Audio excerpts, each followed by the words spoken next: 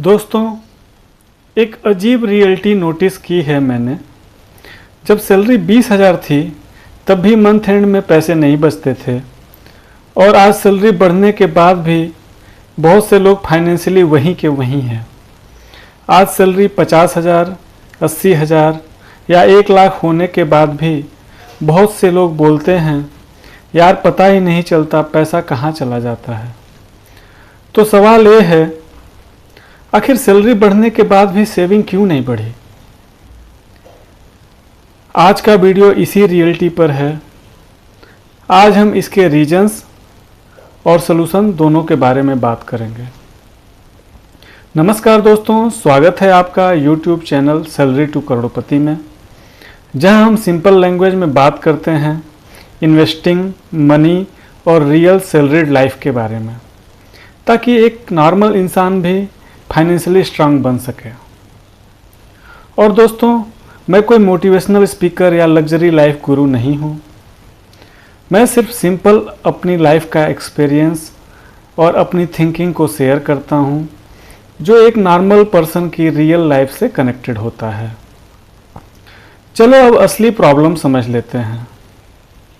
असली प्रॉब्लम क्या है?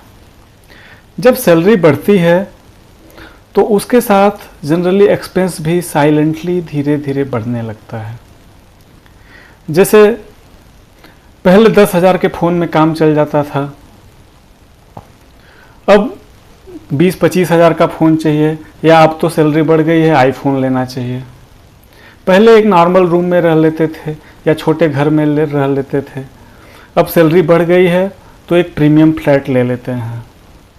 या फिर जो वीकेंड्स होते थे, पहले छुट्टी के दिन जो होते थे, उसको हम घर पे फैमिली के साथ स्पेंड करते थे।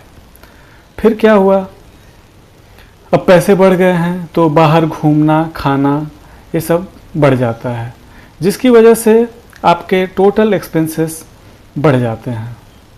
और धीरे धीरे सैलरी ग्रोथ का पूरा बेनिफिट लाइफस्टाइल खा जाता है, लाइफस्टाइल में चला जाता है। मैं आपको अपनी पर्सनल कहानी बताता हूँ। जब मेरी सैलरी 40,000 से 60,000 हुई थी, 20,000 रुपये बढ़े थे, तो मैं बहुत खुश हुआ था। और उस खुशी में मैंने लाइफ अपग्रेड कर लिया, एक नया फ़ोन ले लिया। हालांकि पुराना वाला फ़ोन जस्ट 1 ईयर भी नहीं हुआ था खरीदे हुए, फिर भी एक नया फ़ोन ले लिया। फिर फैमिली के साथ बाहर जाना, वीकेंड पे घूमना, ये सब चालू हो गया। और भी बहुत सारी चीज़ें मैंने अपने लिए कर ली जो अननेसेसरी थी, जिनकी कोई ज़रूरत नहीं थी। फिर क्या हुआ, आप बिलीव नहीं करोगे कि 20,000 रुपये महीने बढ़ने के बावजूद मंथ के एंड में मेरी सेविंग ऑलमोस्ट ज़ीरो थी। तो मुझे एक झटका सा लगा। तब मुझे समझा इनकम से ज़्यादा हैबिट इम्पॉर्टेंट होती है। इसको सिंपल लैंग्वेज में बोलते हैं लाइफस्टाइल इन्फ्लेशन। आप बिलीव करो दोस्तों, मिडिल क्लास की फाइनेंशियल ग्रोथ को ये साइलेंटली डिस्ट्रॉय कर देता है।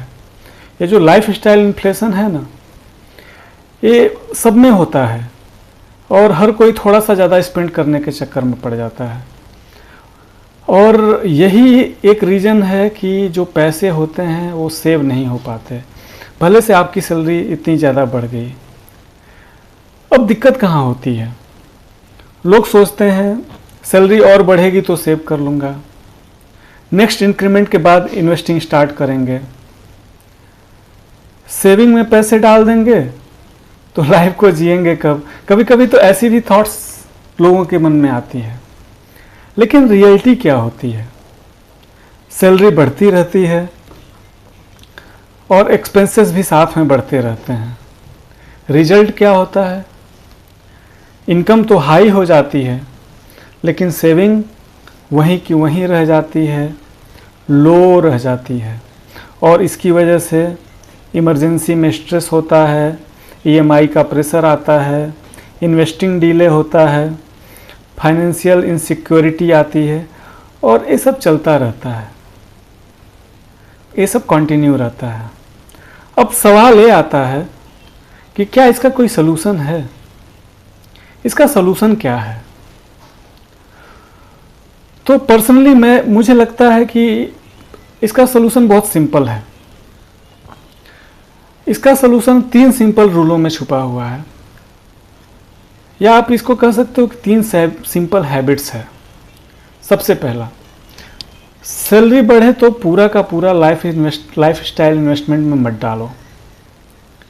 मीन्स आपकी सैलरी बढ़ गई तो पूरा का पूरा पैसा लाइफ स्टाइल बढ़ाने में मत डालो। महंगी चीज़ें, वही सारी चीज़ें, पूरे पैसे मत खर्च करो। तो कुछ पार्ट इन्वेस्टिंग में डालो, कुछ इमरजेंसी फंड में डालो, या लॉन्ग टर्म वेल्थ क्रिएट करने में डालो। दूसरा रूल, पहले इन्वेस्ट करो, बाद में स्पेंड करो। जो ये रिच लोग होते हैं ना, इनके माइंडसेट क्या होते हैं? इनके माइंडसेट ऐसे ही होते हैं, इसको रिच माइंडसेट बोलते हैं, कि आपको 10% एटलीस्ट अपनी सैलरी का एक साइड में रख देना है, बाकी बचे पैसे में पूरा मंथ यूज करना है। और हम लोग क्या करते हैं? जो बच गया उसको इन्वेस्ट करते हैं। हमारी सोच ऐसी रहती है। तो अभी से हमको क्या करना है? 10% पैसा एटलीस्ट साइड में कंपलसरी रख देना है, बाकी बचे पैसे में हमको अपनी लाइफ को एंजॉय करना है। थर्ड रूल जो बहुत इम्पॉर्टेंट है, देखो, दूसरों को इम्प्रेस करने के चक्कर में लाइफ स्टाइल मत बिल्ड करो। आपके घर में छोटी गाड़ी है, छोटा कार है, दूसरे को देख करके, दूसरे से कंपैरिजन करके कि उसने बड़ी XUV 700 ली है तो मैं भी ले लूँ, तो नहीं, ये बिल्कुल गलत है। आप देखोगे सोशल मीडिया पे लोग बहुत ही रिच दिखते हैं, लेकिन रियल लाइफ में यही लोग EMI और फाइनेंशियल स्ट्रेस में जी रहे होते हैं। तो सोशल मीडिया के चकाचौंध में मत आओ, दूसरे के साथ कंपैरिजन मत करो। आपकी जो नेसेसिटी है उसके हिसाब से जो ज़रूरतें हैं उनको खरीदो, वहाँ पर पैसे खर्च करो। मैंने पर्सनली ऐसे लोगों को देखा है जो लो सैलरी में भी बहुत ही डिसिप्लिन तरीके से इन्वेस्टिंग करते हैं और उनके पास पैसा भी होता है। और ऐसे भी लोगों को देखा है जो हाई सैलरी में भी फाइनेंशियली स्ट्रेस्ड रहते हैं, उनके क्रेडिट कार्ड्स के बिल रहते हैं, उनकी उधारी रहती है और वो दूसरों से पैसे मांगते रहते हैं। तो डिफरेंस किस चीज़ का है? तो डिफरेंस बस और सिर्फ हैबिट्स का है, सिर्फ हैबिट का। तो फाइनल बात, आपके लिए फाइनल मैसेज क्या है? अगर आपकी सैलरी बढ़ रही है लेकिन सेविंग और इन्वेस्टमेंट नहीं बढ़ रही है, तो प्रॉब्लम इनकम में नहीं है, प्रॉब्लम सिस्टम में है। आप अपने पैसे बिना सोचे समझे अंधाधुंध खर्च कर रहे हो। और यह बात आप जितनी जल्दी समझ जाएं, उतनी ही जल्दी आपकी फाइनेंशियल लाइफ इम्प्रूव हो सकती है। दोस्तों, अभी मैंने जल्दी ही एक वीडियो बनाया था कि 30,000 रुपये में इन्वेस्टिंग शुरू कर सकते हैं, जिसमें मैंने 10% रूल समझाया था। मैं अपने सारे वीडियोज़ में बोलता हूं कि एटलीस्ट 10% सेव करना है। अगर आपने वो वीडियोज़ अभी तक नहीं देखी है तो एक बार ज़रूर देखें, उस वीडियो का लिंक डिस्क्रिप्शन में दिया गया है। दोस्तों, अगर आप भी सैलरी से करोड़पति बनने की जर्नी पर हो तो चैनल को सब्सक्राइब करें, ये वीडियो पसंद आया तो लाइक करें और अपने दोस्तों के साथ शेयर करें।